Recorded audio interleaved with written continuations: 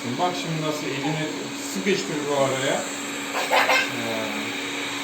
Bak tuttum. İstediğin kadar tuttum. Yutun bak derim. Sen de at gitti karşı tarafa.